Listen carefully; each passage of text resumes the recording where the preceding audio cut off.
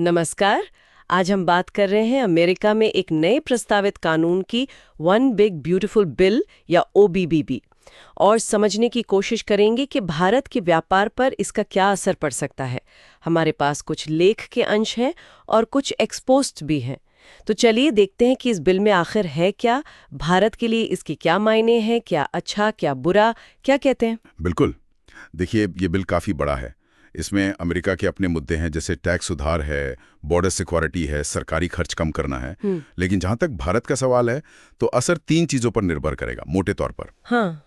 एक तो विदेश से जो पैसा आता है, मतलब रेमिटेंस, उस पर टैक्स। दूसरा, अमेरिका की टैरिफ नीतियाँ। और तीसरा, क्या अमेरिका के साथ हमारा कोई द्विपक्षीय व्यापार समझौता, जिसे बीटीए कहते हैं, वो हो पाता है या नहीं। अच्छा, ये रेमिटेंस वाली बात, ये तो बड़ी अहम है। भारत तो शायद दुनिया में सबसे ज्यादा रेमिटेंस पाता है ना। हाँ, बिल्कुल। 2024 में करीब $120 बिलियन आने का अनुमान था। और ये आंकड़ा तो मतलब 2029 तक $160 बिलियन तक भी जा सकता है। बाप रे। तो ये जो 1% टैक्स का प्रस्ताव है, ये किन पर लगेगा? प्रस्ताव ये है कि ये ग्रीन कार्ड वालों पर, वर्क वीजा पर जो लोग काम कर रहे हैं, और उन एनआरआईज पर लगे जो अमेरिकी नागरिक नहीं हैं। जाहिर है, इससे भारत में जो परिवार हैं, उन तक पहुंचने वाले पैसे की लागत थोड़ी सी बढ़ सकती है। खासकर जैसे केरल, यूपी, बिहार, जहां से बहुत लोग बाहर हैं।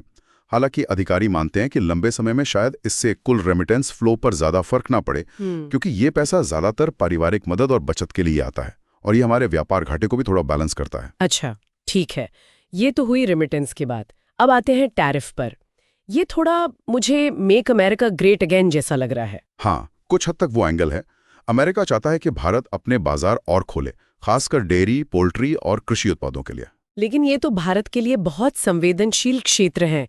मुझे याद है वित्त मंत्री ने इन्हें रेड लाइंस कहा था। बिल्कुल सही है। ये हमारे लिए बहुत सेंसिटिव है, और अगर अमेरिका इन पे टैरिफ लगाता है या मतलब जबरदस्ती बाजार खुलवाने की कोशिश करता है, तो हमारा जो अमेरिका के साथ ट्रेड सरप्लस है, 2024 में करीब $190 बिलियन का था, वो कम हो सकता है।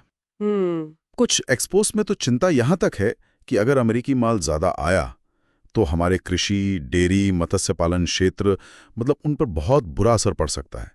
तबाही जैसा शब्द भी इस्तेमाल हुआ है। ओह, तो ये तो चिंता की बात है। क्या इसमें कुछ कुछ पॉजिटिव भी है, कोई उम्मीद? हाँ, एक उम्मीद भी है। वो है एक बड़े व्यापार समझौते की बात, जिसे मजाक में बिग ब्यूटीफुल ट्रेड डील भी कह रहे हैं। अगर ये डील हो जाती है, तो अनुमान है कि 2030 तक हमारा आपसी व्यापार $500 बिलियन तक पहुंच सकता है। 500 बिलियन? जी। इससे हमारे एक्सपोर्टर्स को, खासकर टेक्नोलॉजी और फार्मा वालों को, नए मौके मिल सकते हैं। और वित्त मंत्री ने भी कहा है कि 2047 तक विकसित भारत के लक्ष्य के लिए ऐसी डील्स जरूरी हैं। तो हाँ, एक तरफ थोड़ी सख्ती, दूसरी तरफ बड़े मौके की बात भी है। ये तो वाकई एक मिली-जुली सी तस्वीर बन रही है। लेकिन एक और चीज जो सुनने में आ रही है, वो और भी ज्यादा चौंकाने वाली है।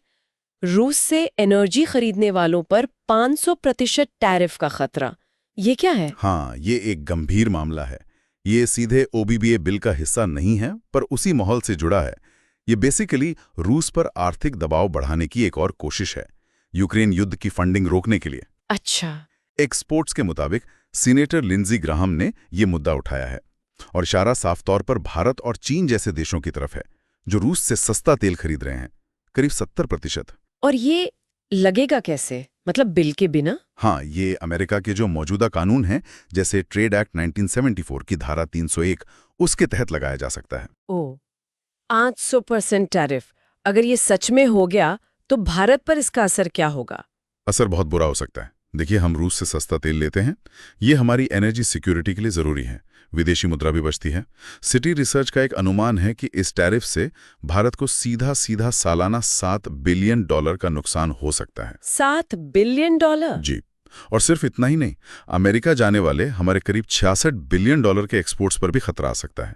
इसमें फार्मा, ऑटोमोटिव जैसे बड़े सेक्टर शामिल हैं, जिनका एक्सपोर्ट ही करीब $11 बिलियन का है। कुछ एक्सपोर्ट्स में तो इसे अर्थव्यवस्था के लिए तबाही तक कहा गया है। तो फिर भारत क्या कर रहा है? मतलब हमारी क्या रणनीति हो सकती है? देखिए, भारत बहुत सतर्क है। वित्त मंत्री ने कहा भी है कि हम अपने हितों की रक्षा करेंगे। एक तो ये हो सकता है कि हम रूस से तेल लेना जारी रखें, और साथ ही अपने सामान के लिए दूसरे बाजार ढूंढें। कुछ एक्सपोर्ट्स में तो ये भी बात है कि अमेरिका पर जवाबी टैरिफ लगाया जाए, जैसा पहले भी हुआ है वाजपेयी सरकार के समय। अच्छा। और हाँ, वो जो अमेरिका के साथ BTA यानी व्यापार समझौते की बातचीत चल रही है, हो सकता है वो भी स्थिति को थोड़ा संभालने में मदद करे। ये एक तरह से कूटनीतिक और आर्थिक संतुलन बनाने की कोशिश होगी। समझ गई। तो कुल मिलाकर ये जो बिग ब्यूटीफुल बिल है और इससे जुड़ी ये सब बातें, ये भारत के लिए कई तरह के चैलेंज और मौके लेकर आ रही हैं। बिल्कुल। तस्वीर साफ तौर पर मिली-जुली है।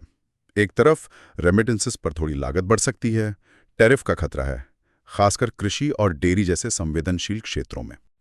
दूसरी तरफ एक बड़े ट्रेड डील की उम्मीद भी है, जिससे फायदे हो सकते हैं। लेकिन हाँ, ये 500% टैरिफ वाली बात, ये एक गंभीर चुनौती है। ये हमारी आर्थिक और विदेश नीति दोनों का इम्तिहान लेगी। हमें बहुत सोच समझकर कदम उठाने होंगे।